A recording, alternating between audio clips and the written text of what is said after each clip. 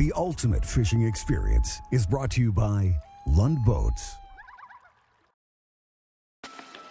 This week on the ultimate fishing experience, we're off to the Big Pond, Lake Michigan, port of call, the city of Milwaukee. Lake Michigan has a wide variety of fishing opportunities, especially for salmon and trout enthusiasts. And depending on the time of year, each species can be within easy reach of millions of anglers, right on their doorstep. So climb aboard as we join James Lindner and Mike Hehner on an early spring trout run in the shadows of Wisconsin's largest lakeside metropolis. Shallow water, boy, that guy was tough. I'm serious. So it's time to pull out those crankbaits, flip on those boards, and kick things into gear. For the big lake is home to big fish, and lines are about to stretch. Catch rainbows, lake trout, sometimes cohos, sometimes big browns. What are they saying? Perfect. It's cloudy and overcast. Yeah. Winds are going to get lighter as the day goes on, and it's perfect brown trout fishing. Awesome. I fished a lot of those brownies up on the north end of the lake, but I'm really looking forward to getting out here. I know one thing that's sort of interesting about some of these fish in here, boy, they grow to tremendous size. And we're talking world-class brown trout fishing. We're talking 15 to 20 pounders. I think some with the world record catch and release was caught out of here by Ericadia, and I know they've caught fish out of here, what, in excess of 40 pounds. There's 40 pound fish out. Those are big brown trout. Those are serious brownies.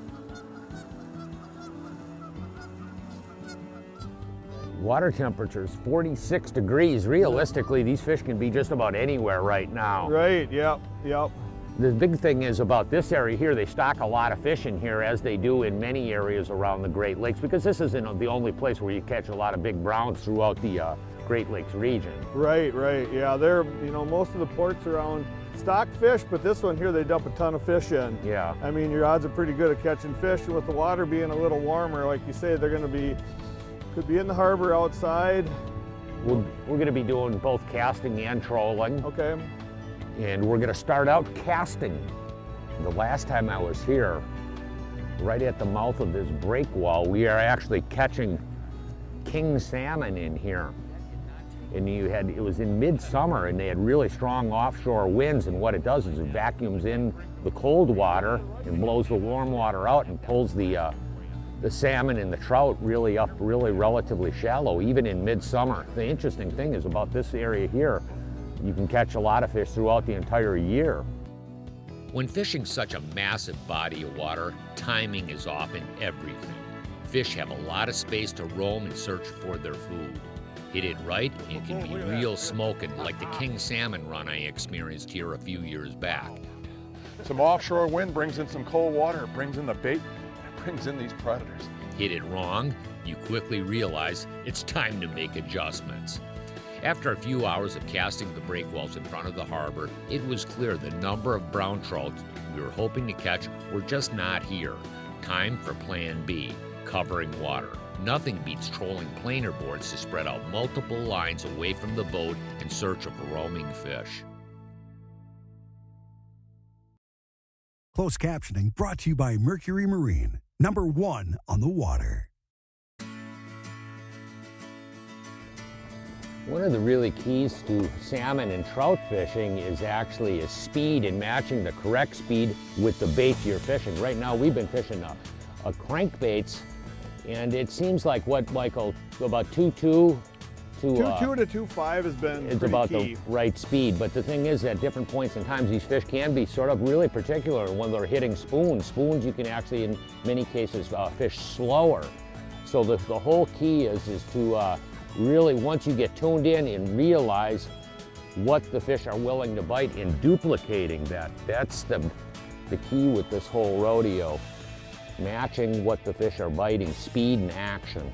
Like James was saying, speed is really important, but out here on the Great Lakes, there's often wind-driven currents. So you might be going 2-1, 2-2 over ground, which is what you want to be doing, but you could be fighting a current. So actually down where your baits are, you're fighting a current, so your bait's going to be working harder, or you could be going with a current and it isn't working as good as it should be. So what we usually like to do is put a flat line out with braid on, and that way you can watch your rod tip as the crankbait's wiggling, so you can get a good idea of just how good that bait is working at depth.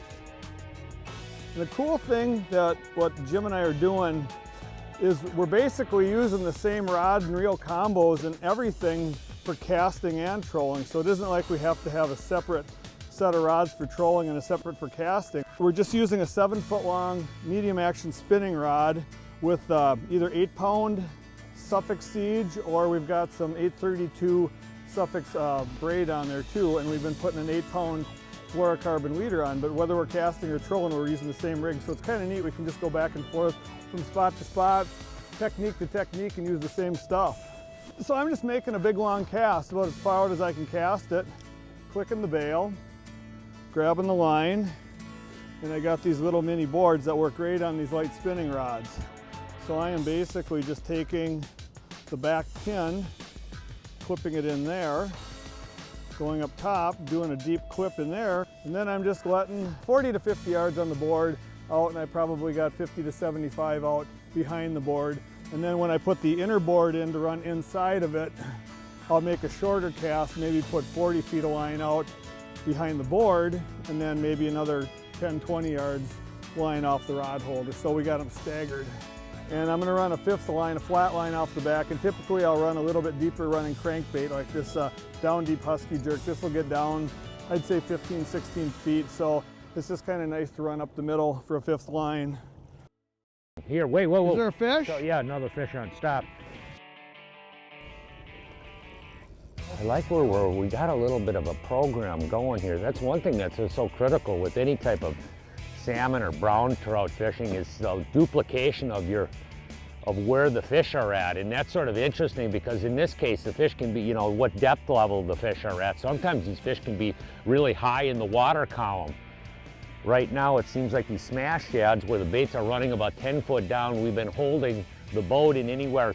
There's sort of a ridge in here, a shallow rock ridge that dumps off to about 30, 40 foot of water, and we're trolling right along that sharp edge.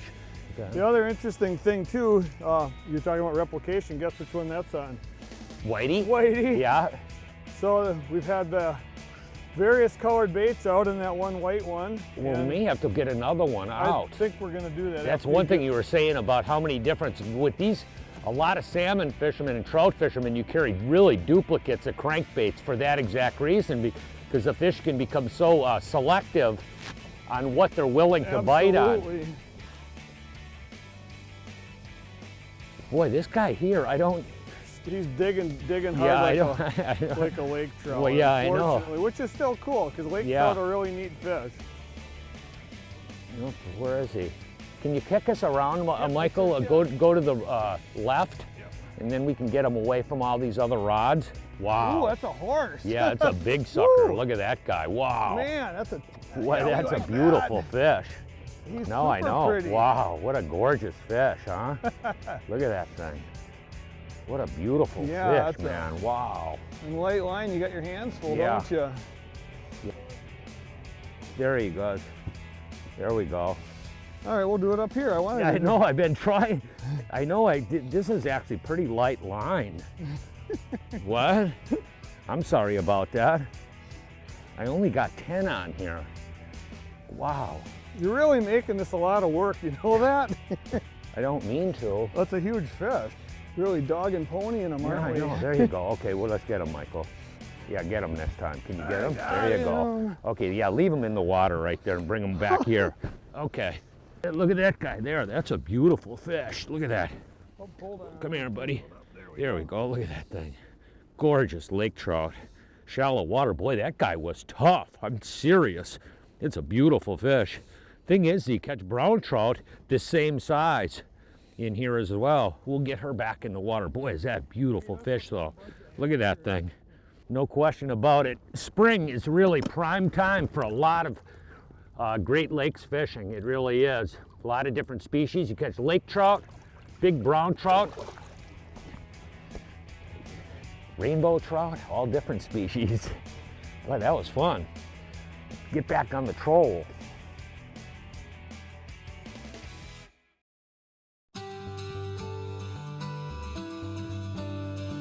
know, the 20-foot sport angler, this boat we're fishing in, would really be applicable for a lot of anglers. It's got a tremendous amount of space in the back of the boat. As you can see here, we have a sports track, which makes it really adjustable for putting and moving rod holders wherever we want to. You can also put downriggers in these as well. And if you prefer, you can add a kicker motor. It's got a large bow live well. There's also side rod storage for rods up to 12 feet long. For rods you're actively using, a place for 5 rods in the back. A washdown system with a cutting board for cleaning fish, cutting up bait, things like that. And at the end of the day, use the sprayer to hose down the floor of the boat. Oh, we got one on. We got one on. There We you got go. a fish. Nice. Inside board or outside board? Inside. On a shad wrap. I put a white shad wrap on. Did you? What size? Like a number 7. You all right? Yeah, why don't you click her into neutral if you can. Okay, yep.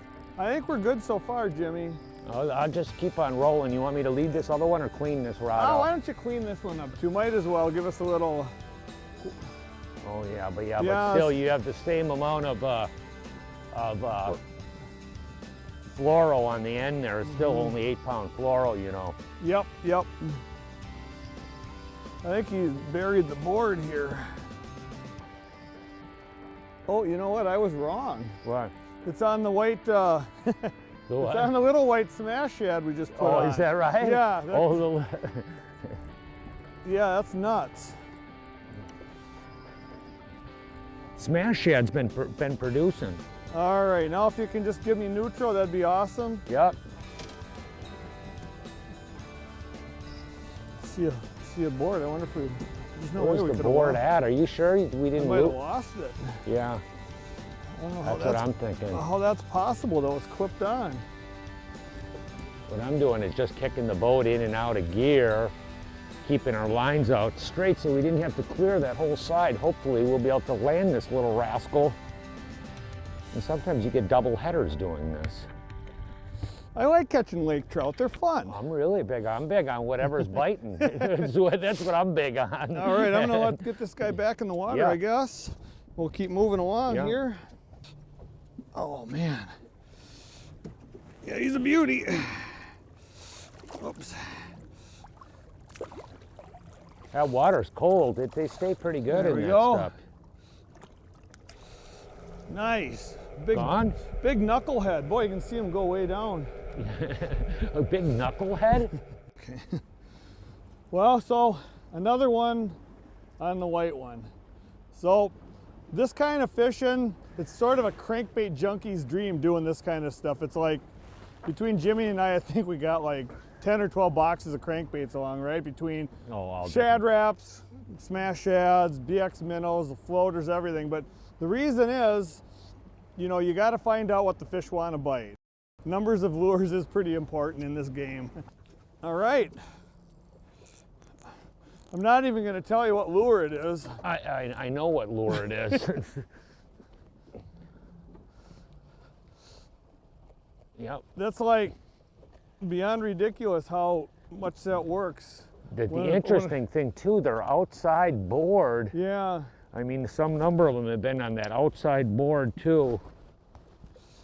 We didn't even get the middle line out, which was good. No. Maybe it's one of our brown buddies. I hope so. I'm gonna be, actually I think I can get it myself on this. Or you're gonna board me here. Yep, I got it, okay. Yep, got it. All right. We came for browns and went home with Lakers. He's bulldogging. Pull right over to you in the back here. Yep, go forward and I'll go backward. There you go. Whoop, ooh, look at that little whippersnapper. Come on, there you go. Ooh, Wow. Wow, look at that tank. That's another tanker, isn't It it? is. Yeah. Look at that guy. Look at that thing. Beautiful. Really are. Cotton Aren't they? candy strikes again. The little guy? Oh, that was the little guy. No, that's the bigger one. Oh, that's the big one? Okay. So cool. back into Yeah, the let him depths. go. Okay. Yeah, come here, buddy. Boy, I like these guys. Come here.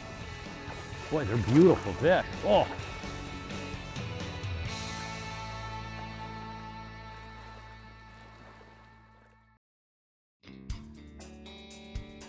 as we were saying, is, you know, speed is so critical, and that's obviously the engine you're running. Right now we got a 200 Pro Verado on here, and we can actually slow at really slow speeds. And the thing is, actually, well, we were out here trolling all day yesterday, and I only burned up about 1/3 of a tank of gas all day. So it's pretty darn fuel efficient as well. For the ultimate in precision speed control, many avid trollers install Mercury's SmartCraft gauge. This gauge monitors all your engine functions like battery voltage, trim, percentage of fuel in your tank, water temperature, oil temperature, and a lot more. It also has a function called troll control. By simply pushing the plus button, it increases RPMs by 10 RPMs at a time. By pushing the minus button, it decreases by 10 RPMs at a time. This really enables you to fine-tune your boat speed. Whether you're trolling crankbaits, spoons, flasher and flies, each presentation has an optimum speed at which they function best. This SmartCraft gauge allows you to easily dial it in for that perfect trolling speed. Well, besides this cutting board being used for its actual use, cutting bait and maybe cleaning fish on, I think it works pretty darn good for cutting up mid-boat snacks like salami and cheese, which we brought with. And I've always been a big fan of, you know, when you're out fishing, you know, to get the fish to bite, maybe eat what the fish are eating or close to it. So I brought a nice can of kipper snacks along. Jimmy, are you a fan of kippers? I'm really anti-kippers, but the cheese and the crackers, okay. I'll hit one of those. I'm gonna get after. Fish on, right there, inside board, this one right Go here. ahead. Yeah, I know, easy. Boy, this boy's smoking here, Michael, hang on. Whoa. We're good. I'm gonna get this rod out of the way. Whoa, wow. What do you got there, James? This is a real one here, man. He's smoking. This one out of the way. This might be a brown. This guy's moving a lot faster in nature. Yeah. Just whatever you do, don't disturb And my. he's up high too. I won't. snacks Oh, there. you got the snacks there? I told you. Yeah, that's You the want to snack. get the fish to bite? You break out the bait. I know, I'm sold on it already. There you go. We went out and made a pass out in deeper water and didn't get anything. Went out to 45, and then I pulled back in on pretty distinct roll where it runs from like 15 to about 25-foot ledge drop, and that seems like that's where we've been catching most of these fish. I've really been sort of holding tight on that ledge, and that's one thing, you know, trying to find these fish. When you look out here, you obviously have such massive amounts of water. Fish on outside board right there, double header. You got to reel the inside one in first. We got to reel that inside one in first. Yeah, that fish is really rocking. This is kind of fun. Yeah. When you go an hour without or hour Yeah. or two without a bite, and then you get this. That's pretty cool. This guy turned into Mr. Lake Trout, I think, again. Oh, I'm sure. What? That one you had was really rolling Yeah. too. Think we got dueling Lakers? I don't know. Here, why don't you back up and I can get them? Mm-hmm. There we go. Sort of easy.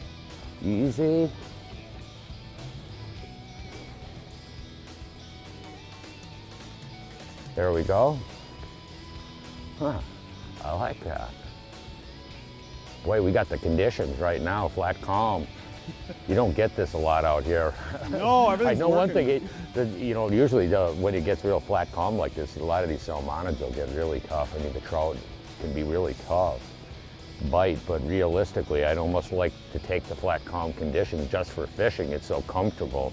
Way easier to run stuff. Oh yeah. The way he was moving at first, he was really pulling fast at first. I was wondering if it was a brownie. I'm gonna get my board off here.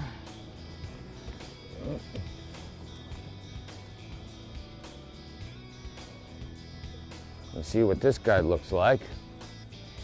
Look how deep, clear that water is. That fish is still down there 20 feet or so. Yeah. Whoa. Yeah, I Whoa, think you got yourself a big one. Whoa. Oh, we can't let these guys cross, Michael. No, this is a we're serious. good. I'm way out there. Just. Oh, yeah? Yep. Okay. Okay. You got the kippers already? The kippers are just asking to get wiped out. Are you over there now? Yeah, I'm gonna be able to this would be best to I'm get. gonna be able to get mine in before you, I think.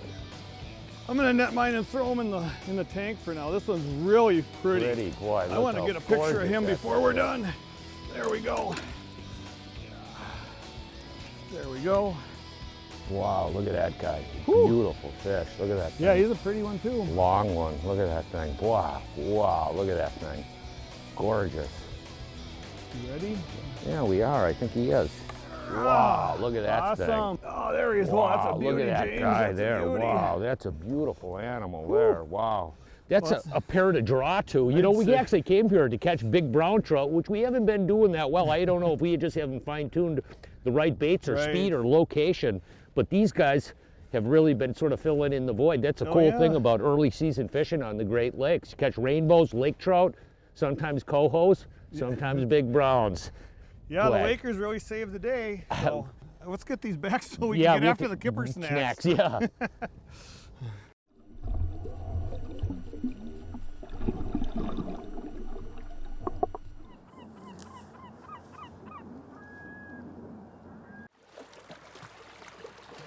Thanks for joining us. If you'd like more information, check out lundboats.com or these other online outlets.